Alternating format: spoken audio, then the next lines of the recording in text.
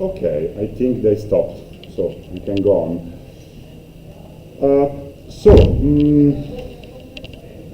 We have about 1 hour, which is important because I want to introduce the last PDE of this course, which is called transport or advection equation. Okay, how to solve it by the finite difference method. Okay, well, the transport or advection equation with dimensionality of the space domain 1, like for the heat equation. We have a one-dimensional rod, not heat conductive, because transport equation does not model heat conduction. Okay, so we have a one-dimensional domain. We have a profile of some physical quantity over this domain, and then we want to simulate the dynamics of this profile, how this profile changes along time, okay? With Dirichlet boundary conditions. We will not see Neumann boundary conditions, okay? Well, the advection equation is a first order linear hyperbolic PDE. I told you that the three most popular and representative PDEs belonging to the three classes elliptic, parabolic, hyperbolic, second order were Poisson, we have seen how to solve it, heat equation, we have seen how to solve it, and wave equation. Wave equation is the prototype of linear second order hyperbolic PDE. Here we prefer to introduce you the numerical solution not of the heat equation, which is quite difficult, but of another simpler hyperbolic PDE, which is linear hyperbolic first order. It is the transport or advection equation, okay? Which is the expression of the PDE. But the PDE, I think, is the easiest to which you can think of, considering that we have two variables, t and x. So we have ut plus a real number v times ux equal to 0. So a weighted average of the first order derivative in time and the first order derivative in space is equal to 0. Okay? This case is the theoretical case of an unbounded space domain. So we have a one-dimensional domain which is not finite. Okay, it's just a theoretical model. And so we have only the PDE, which is the advection equation, and we have only the initial condition, the profile of the physical quantity over the infinite one-dimensional domain at time 0. Okay? Well, the good news in this very easy case of hyperbolic PDE is that it always exists an analytical expression of the solution function. U of xt satisfying this problem takes this form, f, the initial profile, into which we replace not x, but x minus v times t. Okay, so for any position in space over this infinite domain and any time instant t, the analytical value of the physical quantity in space and time is obtained taking the given expression of the right-hand side of the initial function f and replacing for x, x minus v, which is given, times t. Okay? Well, this real number v, this coefficient v in front of ux, is called the velocity. So, the notation v is not by chance, because it represents the velocity. Why? Because the effect of the advection or transport equation on the initial profile, imagine an initial profile, okay? Let's go on with time. What happens to this profile? For the heat equation, the profile was smoothed out. You remember? There was a smoothing effect. The energy of the system, of the physical system decreases. For advection equation and in general hyperbolic equations, the energy or the mass of the physical system in time is preserved. So for this very particular and easy hyperbolic first order PDE, the advection equation, the effect on the initial profile of the PDE is a translation. I start from an initial profile. If the velocity is positive, the initial profile just translates to the right in time. Negative velocity translates to the left. Oh, sorry, for you, to the left, negative velocity, to the right, positive velocity. Okay, so we know exactly the analytical solution function. Okay? However, this very easy hyperbolic PDE presents all the numerical difficulties typical of hyperbolic PDEs, which are not present, these difficulties, for parabolic PDEs and for stationary Poisson elliptic PDEs. Is it clear? So this is a very easy hyperbolic PDE, first order, linear, but it exhibits the sum of the typical numerical difficulties of hyperbolic PDEs. Okay, so we can say that the analytical solution is a wave traveling, translating with velocity v different from 0. We assume that the velocity is different from 0, because if the velocity is equal to 0, we have ut xt equal to 0, so ut is constant, so it becomes trivial, the PDE. Okay? V greater than 0, then 0, translation to the right of the initial profile, v less than 0, translation to the left. This is the case of unbounded space domain, which is not realistic. We need to fix a finite interval representing the one-dimensional domain. Okay, we cannot solve numerically on an infinite domain. So, we see the case with Dirichlet boundary conditions. So, like for the heat equation, in order to make this problem well posed, we need initial condition and boundary condition, if we have a bounded space domain. Okay? Here, I rewrite the PDE, the advection equation, with positive velocity. I start with positive velocity because it's typical of hyperbolic PDEs, the presence, or better, the necessity to deal with or to pay attention to possible directionality. Translation to the right or to the left according to the sign of the velocity. So you start understanding that in heat equation, if we add a coefficient in front of uxx, which is the easiest generalization of what I explained you, but the diffusivity coefficient is called, has not a directionality. The diffusion is isotropic in all directions. There is not a directionality. Transport, advection, and in general hyperbolic equations has some transport of some energy, mass, or something else. Okay, so here I start telling you, this is the first main difference between heat equation, parabolic equations, and hyperbolic equations. We have to consider the directionality. And so I start with positive velocity. Well, if I have positive velocity, try to guess, try to figure out. The initial profile is translated in time to the right, okay, to your right. But doesn't change the shape of the profile, it's just a translation, okay. Which boundary conditions we need to make the problem well posed? So I just anticipated you the analytic expression of the solution, which is just a translation to the right. So at time 0, you have this profile over this conductive, one-dimensional rod, and maybe this profile is the density of the bar, okay, or some concentration of some quantity inside the one-dimensional rod. And passing time, okay, this profile over a finite domain translates to the right. Imagine, look at, for example, some smooth, like a bell-shaped function, a Gaussian, okay, at initial time, and then starts translating to the right. What happens? We have a finite domain that the right tail of the Gaussian goes out of the domain, right? What happens to the left tail? Well, something must enter from the left.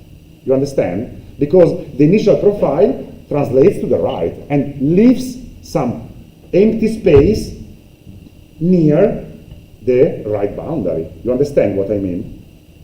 So, in your opinion, how many are the Dirichlet boundary conditions we need to make the problem well posed? Both left and right, like the isotropic diffusion problem, the heat equation? No. Only to the right or to the left? To the right, where the initial profile exits. No, to the left. Because to the right, since the analytical solution is just a translation, we know at each time what happens to the right, because it is determined univocally, knowing what happened in the past. So what happens in the direction of the movement, it's univocally determined by the previous profiles, by the past. So the only Dirichlet boundary condition we need is on the left if the velocity is to the right. Okay? Vice versa, if the velocity is negative, and so you have translation to the left, you need only the right Dirichlet boundary condition. Is it clear? If we impose also the right and left, so we impose both, what happens? That the problem is not well posed, no solution. Okay? Too many two boundary conditions. Only one, according to the sign of the velocity. Okay? So you have to put yourself as if you are on the one-dimensional road. Okay? You put like that. The velocity is in that direction. Okay? The road has this length. So initial profile, you go with the profile. Okay? The values that the profile will assume in time here will be determined by translation. You don't need to fix. You have to be assigned the values entering from my back. Okay? I move together with the profile. Imagine the wind. You are sailing. Okay? You are on a boat. There is wind. I'm telling this because the scheme I'm going to explain you is called upwind. Okay? You are on a boat, one-dimensional boat. There is the wind that is blowing, and so the boat is moving like that. Okay? The information you need to be assigned in order to be able to determine at each time step the new profile is on your back. What enters from the limit of the boundary in your back. Okay? Look, so for positive velocity, we have only one boundary condition, which is called inflow. You understand? You have a profile moving over the one-dimensional interval. Okay? What is exiting is the outflow. What is entering from my back is the inflow. So I have only one boundary condition called inflow boundary condition, which, when the velocity is positive, is on the right. You see? Velocity greater than, no, velocity greater, now I am putting in your, velocity greater than 0, move to the right for you, and so my inflow is, my back is on the left. U, x equal to a, t equal to a prescribed time profile g of t. Okay? If the velocity, next slide, look, is negative, I will have one inflow boundary condition to the right, because now I am moving like that, so I put like that, and so the inflow boundary condition is, right, is, to the right. U, x equal to b, t equal to g of t. Is it clear? So according to the sign of the velocity, we have only one inflow boundary condition to the left or to the right of the interval according to the sign. Okay? In both cases, we have always an initial condition. So the initial profile must be assigned independently of the sign of the velocity. Is it clear? So this is an analytical difference. It's not numerical, because this is the mathematical problem. This is an initial boundary value problem, like that for heat equation, where initial, we have an initial condition. Boundary value problem, In this case, we have not two Dirichlet boundary conditions, but just one, the inflow boundary condition to the left or to the right according to the sign. So this is not a numerical difference. We start with the first difference between hyperbolic and parabolic PDEs analytically. The boundary conditions that we need to make the problem well posed are different. Two in the case of parabolic, just one in the case of the transport equation, which is hyperbolic. Is it clear? So this is an analytical difference. We expect that this analytical difference, coming from directionality of hyperbolic PDEs, okay, will reflect in some differences in the numerical solution. Is it true? Yes. And these differences become difficulties, okay, are not good.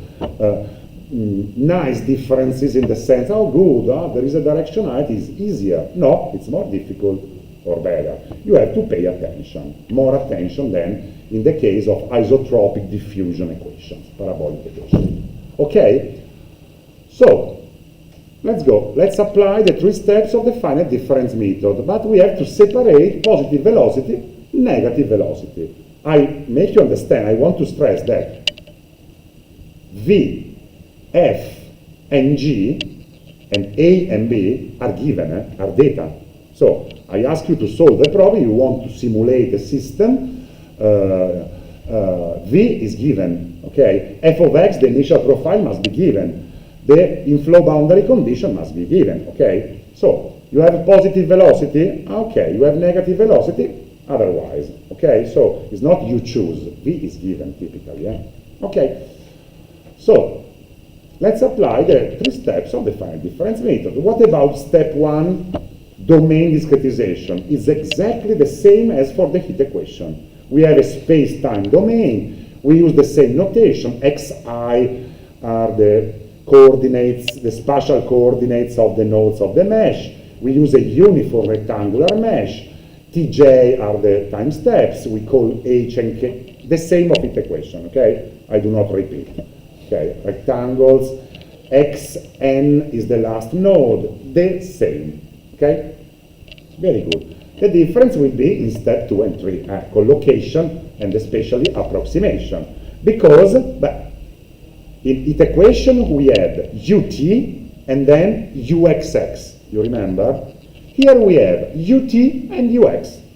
So, ut was present also in the heat equation. You remember, I proposed you three ways to discretize ut. Forward, fully explicit, backward, fully implicit, centered, Crank-Nicolson, and then the general theta method is an hybrid finite difference, okay? Uxx, we saw only the typical centered finite difference. Here we have ux. So also for the first order derivative in space, we might choose forward, backward, and centered, right? So, just reasoning in abstract, we could couple forward, forward, backward, backward, centered, centered, forward, backward, backward, forward. You understand? We have how many possibilities? Three. Oh goodness. How many pairs we can obtain? 9. Forward, forward, forward, backward, forward, centered, centered, forward, centered, yeah, 9 possibilities, okay, forward, backward, and centered for the two partial first-order derivatives. But, well, in the case of heat equation, we were completely free to choose forward, backward, centered for ut. Here, because of the directionality characterizing transport equation, we are not free. There are some combinations which will be unconditionally not convergent. For whichever mesh, they will not converge. You understand what I mean? So, for example, if I choose, just an example, if I choose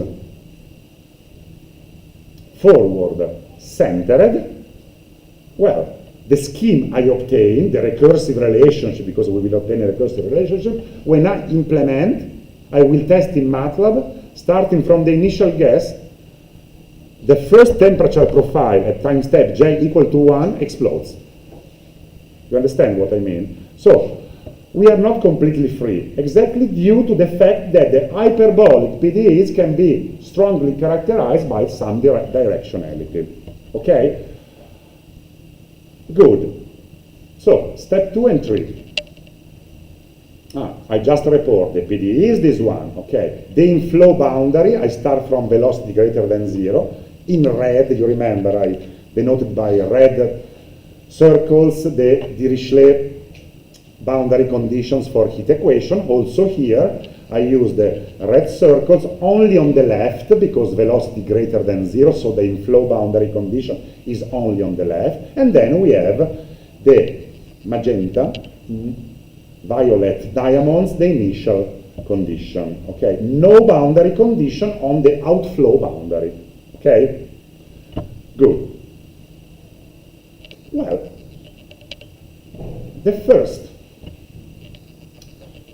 combination of finite difference discretization of UT and UX is called upwind explicit scheme. We will see only two schemes. Upwind explicit, upwind implicit. Only two schemes. Now I explain you what upwind means. Okay, look, I choose the forward in time, like the fully explicit for heat equation. Okay? And then I choose, which is this, how do you call this finite difference in space? Uij minus Ui minus 1j is the backward in space. So forward in time, look here, forward in time, backward in space, ij, I am collocating at the generic node ij, okay, at the generic time step j, okay, and then I discretize the temporal derivative, taking the difference between this j plus 1 value minus the j value, and then the spatial derivative, I take the backward. So, forward in time, ft, backward in space, bs. This acronym is typically used as an alternative to the upwind explicit scheme. ft, forward time, bs, backward space. And you can ask me, why backward? I understand forward in time, because now I understand if I choose forward in time, I will obtain an explicit scheme. The new profile will be obtained without solving a linear system, but just multiplying a coefficient matrix times the old profile. It's true. So, explicit, I start from forward in time. The bad news is that if I take centered in space or forward in space, I will obtain a scheme which exists, forward time, centered space, forward time, forward space. These two schemes never converge, explodes immediately. This is due to the directionality of the transport equation, and can be proved, are unconditionally non-convergent, always not convergent, for any mesh, for any h and k. Is it clear? Okay? Trust me, can be proved, but trust me. Which is the idea? Why? Just to use your intuition to make you understand why forward time, backward space is good for positive velocity. For positive velocity, I told you, you are on a boat, okay? This is the boat. Velocity is positive, so translates to the right. There is the wind moving the boat, okay? You have to take information to foresee the future on your back, the past, okay? So, which is the derivative which exploits information in the past? In the past, I mean behind me, is the backward. Since we are moving to the right, the finite difference discretization of the spatial derivative must take information from my back, the past, not from my back, front, the future, okay? And not from centered, both the future and the past. No, only from the past. Is it clear? Okay? So, and so we are only allowed to use the backward finite difference discretization of the partial derivative in time intuitively, because we must take information from from the past, okay, from my past positions, okay, while I'm moving. And because your I plus 1 isn't happening. Sorry? Because the next u is not happening right now. Next you mean you? Next u. I plus 1 Yes. is in the We future. don't know u plus 1. Can you, sorry? We don't know the u I plus 1 yet. No. But we don't know. Yeah, we know it. No, we know it. We know it. But we know it. You are right. We know this value, because we know the old profile, right? Yes. But we want to compute this new value, right? If we try to compute this new value, taking these two values, okay, while I am moving to the right, the analytical solution is moving to the right, velocity greater than 0, okay? So, considering these two is like if I am considering a position that I will reach at the next time step. I know, it's not. How can I explain you without formulating everything?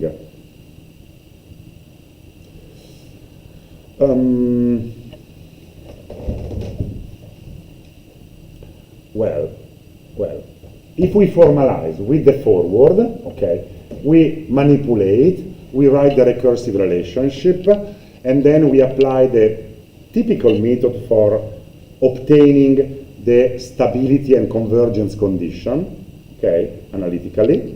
What I will explain you for heat equation and for this. There is not the proof that the forward in this case does not converge, but you will obtain exactly that there not exist any pair H and K for the mesh such that the forward time, forward space converges. Okay. My intuitive reasoning is just to convince you or to make you remember on how you have to take, okay? Take on your back, moving in the direction of velocity. Your point is true. We know it, and we can implement, in fact, because we know the profile at time step j, so we can compute. But if we compute, what happens? That it is so unstable,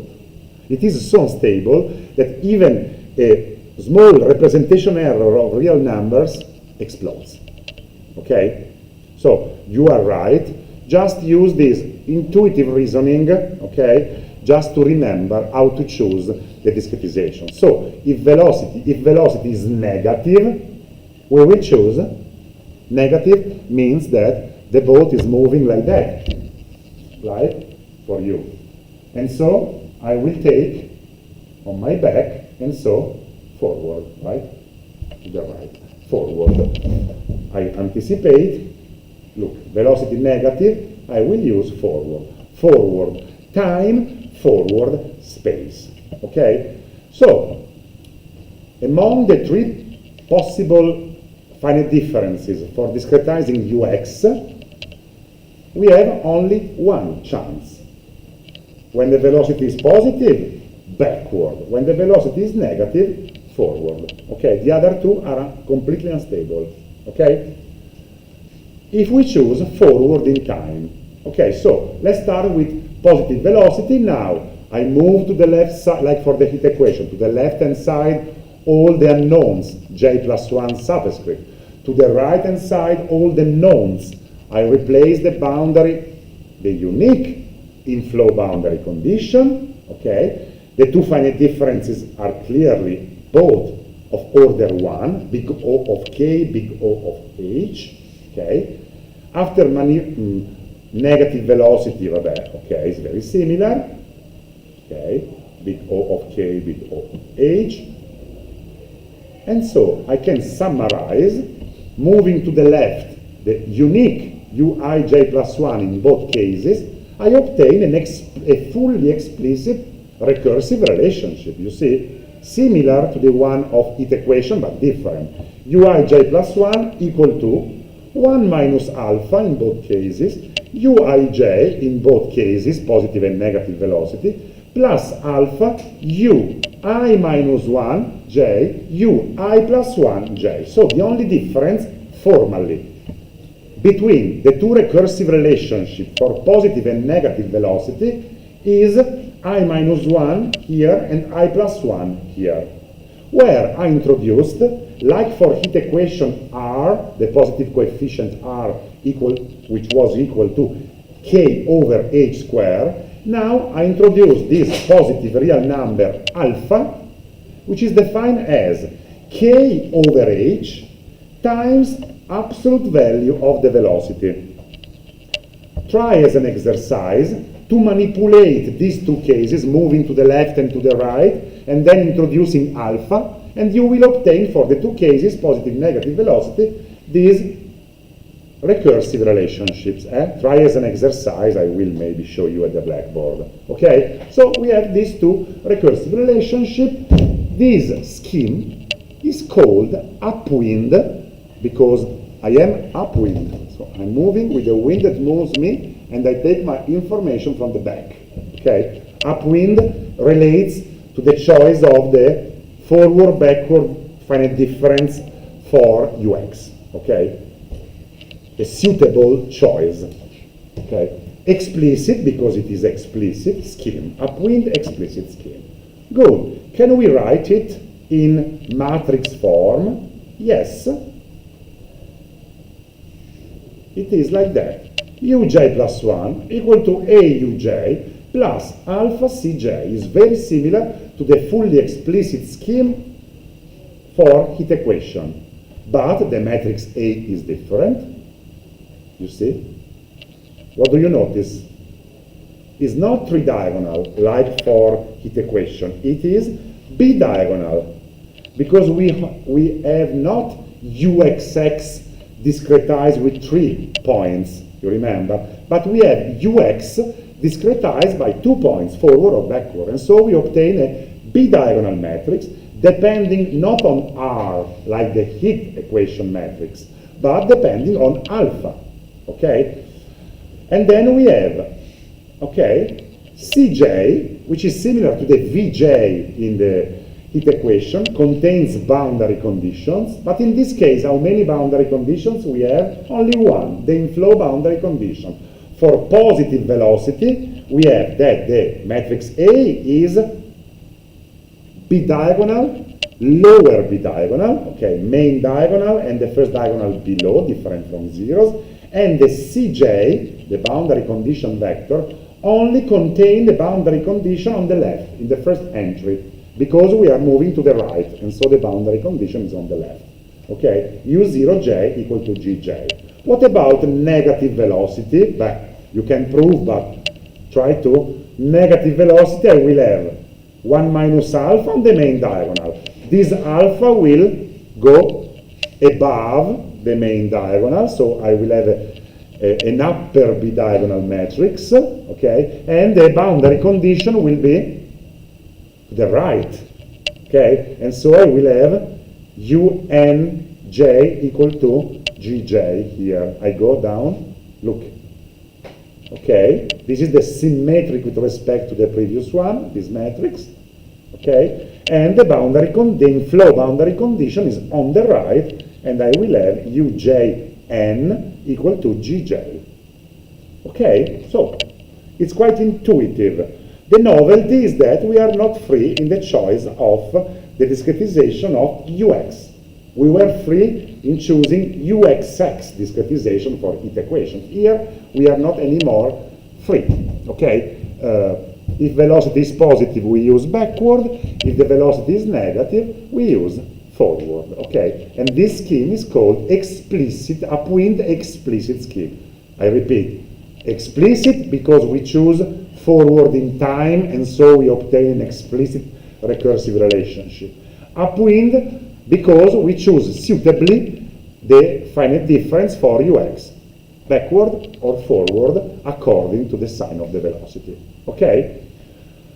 Very good, but in your opinion, this upwind explicit scheme will be conditionally or unconditionally convergent? But try to guess. It is efficient because the new profile is obtained not by solving a linear system, but by multiplying these coefficient matrix by the old profile. Okay?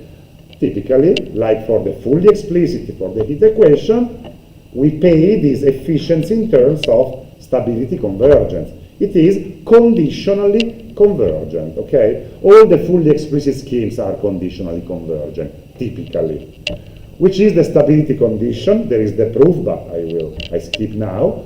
Is alpha not less than 1/2, like for R in the heat equation, but alpha less than, I go down. This is the explanation of the proof of convergence. Where is it? Blah, blah, blah. Blah, blah, blah, blah. Okay. Alpha less than or equal to 1. Okay, remember, fully explicit scheme for heat equation, R equal to K over H squared, less than or equal to 0.5. Advection equation, alpha equal to K over H times absolute value of the velocity, less than or equal to 1 for the two explicit schemes. Okay. What about the upwind implicit? And then we are done. Upwind implicit, but upwind means that ux will be chosen like for the explicit, so backward or forward according to the sign of the velocity. But implicit comes from the choice of the finite difference used for discretizing ut. Instead of forward, I take backward. I go down, upwind implicit. Sorry, upwind implicit. Okay, look. I choose backward in time and backward in space. Bt, Bs for positive velocity. For negative velocity, backward in time, Bt, forward in space, Fs. Okay, so how to choose Ux, forward, backward, is the same as explicit, upwind choice. Okay. For discretizing Ut, I use forward, explicit, backward, implicit. Okay? Manipulating, moving to the left all the j plus 1 terms, moving to the right all the j terms, grouping together v times k over h absolute value, I obtain that for positive and negative velocity, the recursive relationships read 1 plus alpha ui j plus 1 minus alpha ui minus 1 j plus 1 equal to uij. Look, for positive and negative velocity, again, like for the explicit case, we have only one difference. I minus 1 here, I plus 1 here. With respect to the two analogous cases of the explicit, this is different because to the left-hand side, I have not only one j plus 1 term unknown, but I have two unknowns. So I have one equation in two unknowns. You remember the fully implicit scheme for heat equation? Collocating at the generic node ij, we obtain one equation in more than one unknown. Here is the same. This is the case of the implicit schemes. Okay? Good. And so, in order to compute the new profile given the old one for implicit schemes, like for the heat equation, we have to specify this generic equation for each spatial position I going from the first inner node to the last inner node. Okay? If we do that, I will do it for you, okay, but not now, we obtain the matrix form of the recursive relationship, which will read like that. A times uj plus 1 equal to uj plus alpha cj, analogous to the full implicit for heat equation. the coefficient matrix is not anymore to the right side, but is to the left-hand side multiplying the unknown profile uj plus 1. So I will have to solve a linear system in order to compute the new profile. Which are the characteristics of the coefficient matrix? Is B-diagonal, lower B-diagonal, like that, okay? And in Cj, I have the inflow boundary condition, but not Gj like the explicit, but Gj plus 1, because it is the implicit. What about negative velocity? Try to guess. The coefficient matrix will become the symmetric one, so the minus alpha will move to the first diagonal above, and the boundary condition will be u n j plus 1 equal to gj plus 1. Look. Okay? So upwind explicit, upwind implicit. Okay? The upwind implicit, try to guess, is it conditionally or unconditionally convergent? Unconditionally, like the fully implicit scheme for the heat equation. So typically, the fully implicit schemes applied to evolutive PDEs are unconditionally convergent, whereas the fully explicit schemes are typically conditionally convergent. Okay? There is a procedure by which we can prove analytically with paper and pen these convergence conditions, okay? And this will be the argument of the next lesson or the next two lessons, okay? Very good.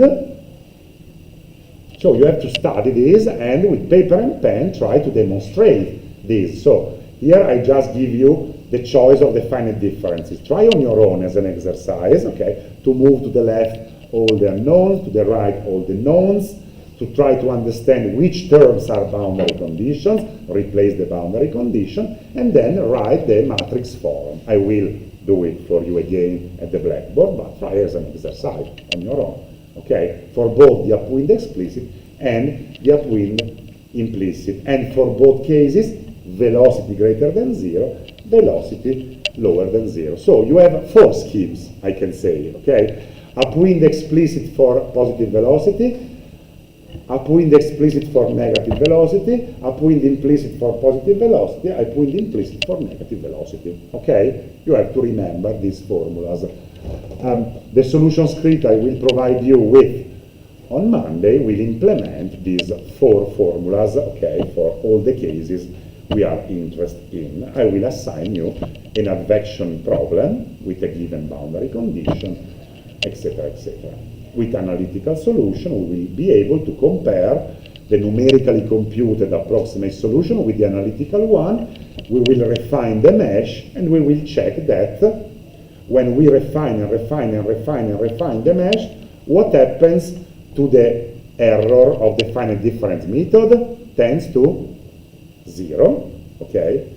With which order, in your opinion? Which is the order of convergence of the upwind explicit and implicit schemes? Big O of, try to guess. Big O of, I go back. These are the 2 choices for discretizing the ut and ux partial derivative, which is the local truncation error in time, big O of k. Local truncation error in space, big O of h. Try to guess which is the order of convergence of the upwind explicit scheme, big O of k plus big O of h. Okay? Implicit, but the choice is, I go down, big O of k plus big O of h. Okay, so the upwind explicit implicit schemes apply to the solution, to the numerical solution of the advection equation with Dirichlet boundary conditions as order 1 of convergence both in time and in space. Okay? So the double logarithmic plot we will obtain by running the solution script of lab 4 on advection equation the reference slope line I will plot will have a slope 1. And we will notice that the error will exhibit a slope in double logarithmic scale 1. Okay? That's important. I think I have 5 minutes just. Yeah. Is it clear? So here, I think it's quite easy. And when I will show you at the blackboard how to derive, for example, for the upwind explicit scheme, it will be immediate for you or to generalize to the case of upwind implicit.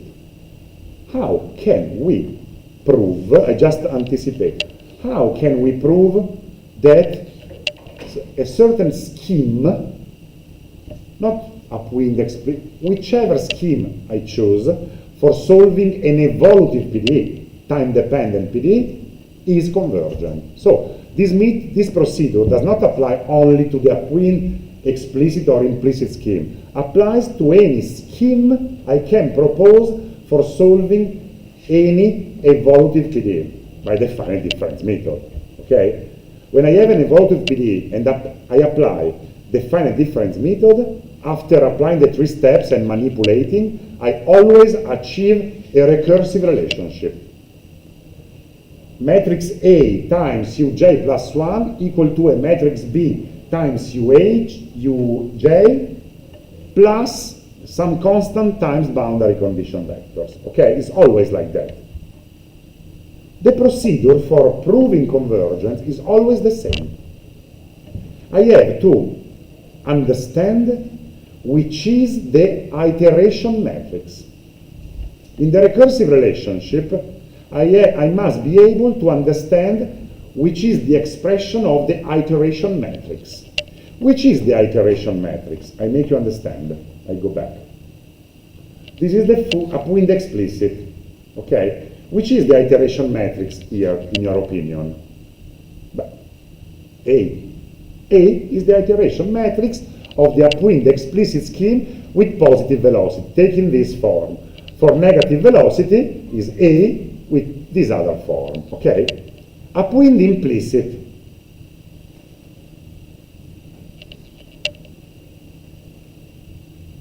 Oh dear goodness, implicit. Here, upwind implicit. Which is the iteration matrix? It's not A. The iteration matrix is the matrix to the right-hand side multiplying Uj. So in this case, since A is non-singular, I multiply both sides by the inverse of A.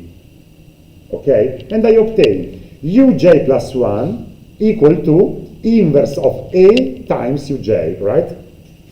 Well, in order to highlight which is the iteration matrix, I have to move a possible matrix A here to the right side, multiplying by the inverse. So the iteration matrix for the full implicit, for the upwind implicit, is A inverse. Is it clear? Okay? For the Crank-Nicholson for heat equation, where we had both A here and B here, which was the iteration matrix? A inverse times B. You understand? So every time you have an A here, you have to move to the right side, taking the inverse. Is it clear? And the iteration matrix is the matrix in front of the old profile.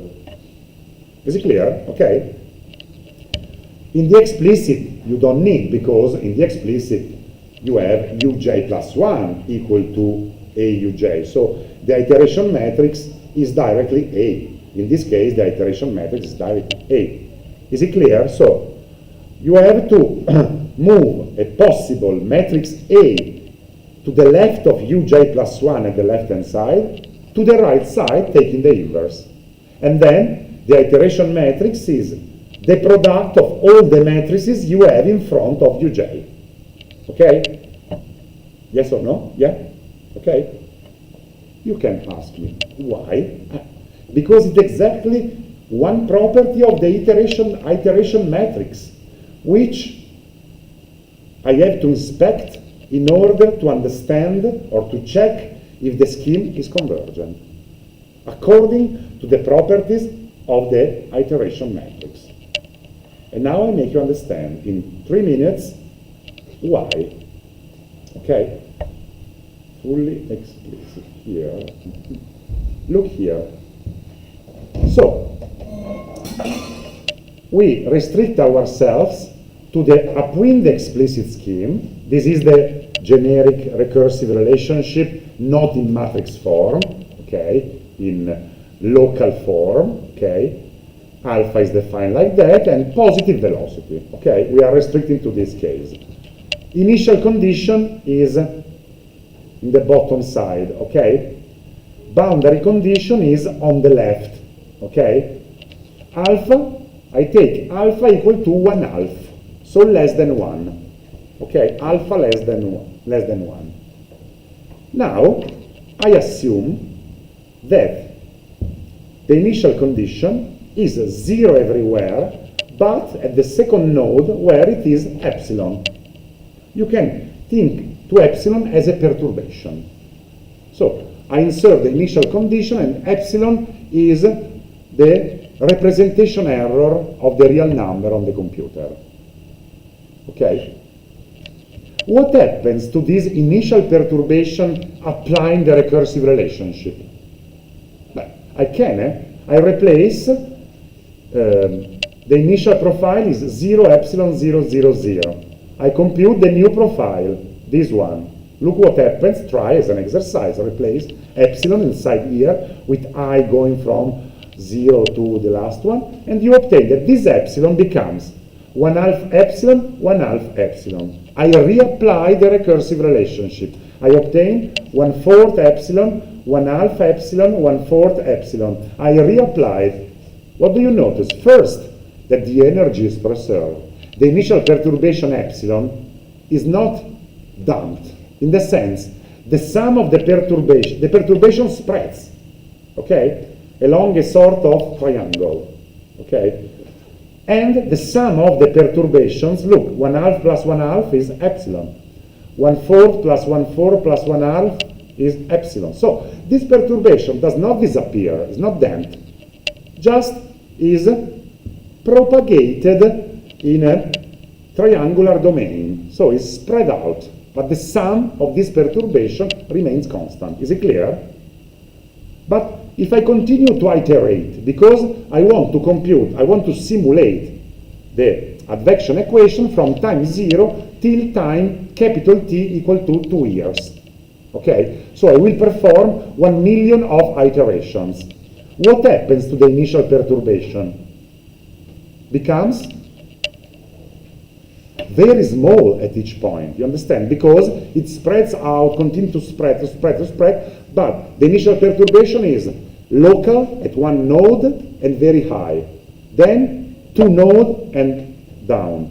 3 nodes, 4 nodes. So it's like a wave that goes down and spreads in space. Is it clear? Okay? So I can say that if I see epsilon as a perturbation, as an error, this error decreases, affects everything, but decreases. This is a stable behavior. This is a stable behavior, because if I have a small perturbation at the beginning, this perturbation, okay, spreads out, but decreases. So will not ruin my numerical solution. Now I take alpha equal to 2. So I just replace here alpha equal to 2. And I reapply these computations. Look what happens to epsilon. Epsilon then minus epsilon to epsilon. Then epsilon minus 4 epsilon, 4 epsilon. Then minus epsilon, 6 epsilon, minus 12 epsilon, 8 epsilon. If I continue for 1 million of times, what do we expect? If I start from 10 to the power minus 16 perturbation, after 2 years, this perturbation will become so large that my numerical solution will be completely destroyed.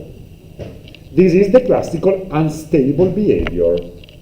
Okay? So for alpha less than 1, I anticipated you, we have stability and so convergence of the fully explicit. For alpha greater than 1, we have instability. Okay? For the upwind explicit, But now that you understand by intuition what happens to a single perturbation initial node, in initial value, well,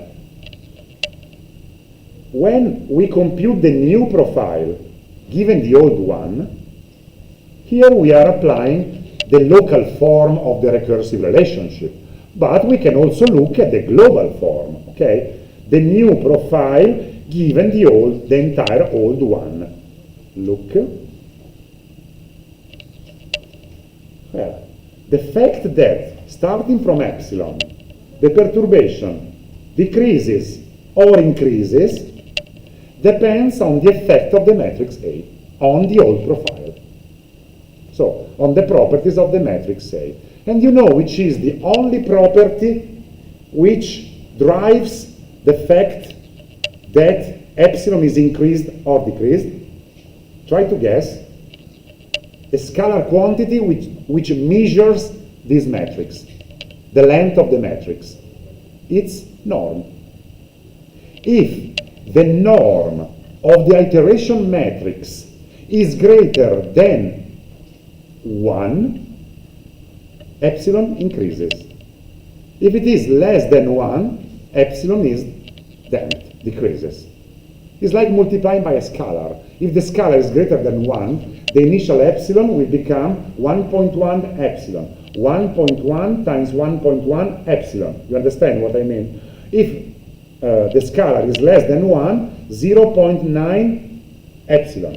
0.9 times 0.9 epsilon. You understand? So, if the norm of the iteration matrix is less than 1, we have stability and so convergence. If it is greater than 1, we have instability and so not the convergence. Is it clear? So, since we are always able, by applying step 1, 2, 3 of the finite difference method, to obtain the matrix form of the recursive relationship, we are always able to write the iteration matrix. Then we impose that the norm of the iteration matrix is less than 1. In this case, if we impose that the norm of this matrix is less than 1, we obtain alpha less than 1. So, this matrix has a norm less than 1 when, if and only if, alpha is less than 1. You understand? So the procedure is always like that. Highlight the iteration matrix and impose or check the norm of that iteration matrix. For the upwind implicit,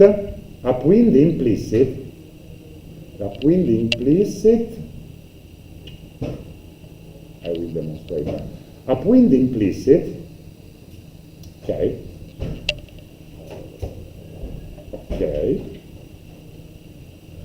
The inverse takes this form. So the iteration matrix is this one. Okay, I give you the expression. And it can be proved, look, that the norm of the inverse of A, the iteration matrix, is always less than or equal to 1. So it is always convergent. Okay? For the upwind explicit, instead, this is not easy to prove. You have to know the expression of the inverse. In this case, it is well known, but in general cases, no. Typically, I assign students the proof of convergence for explicit schemes, such that paper and pen, you obtain the matrix A at the right-hand side.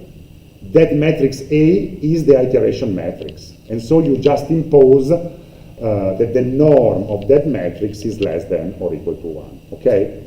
I will not ask you to prove convergence for an implicit scheme, unless I provide you with the explicit expression of the inverse, which is not the case. Okay? Is it clear, the idea? So it's much easier to prove convergence for evolutive PDEs. Because once you have the iteration matrix, you impose one norm, or infinity norm, or two norm, but it's better one norm or infinity norm, of the iteration matrix less than one. You will see how it is easy to impose that the one norm or infinity norm of these iteration matrices is less than one. It's really trivial, okay? So proving convergence, especially for the explicit schemes, is very easier than for stationary PDEs for Poisson. Okay? The arguments of the course are finished. What is missing is one very, I postponed till the end, a very short lesson on finite differences, numerical differentiation, you remember? I promised you, okay, we have seen UXX centered, forward, backward, and centered for UX. Good, okay, but some theory. And then the proof of convergence of the finite difference method for evolutive PDEs. Okay, so the theoretical arguments that I have to finish are not many. So we have time maybe also for helping you before Christmas. Maybe if I have time, maybe in the last lesson, we can use the last lesson as consulting hours. You understand what I mean? If I finish before. Maybe can be a good idea. Okay? See you on Thursday.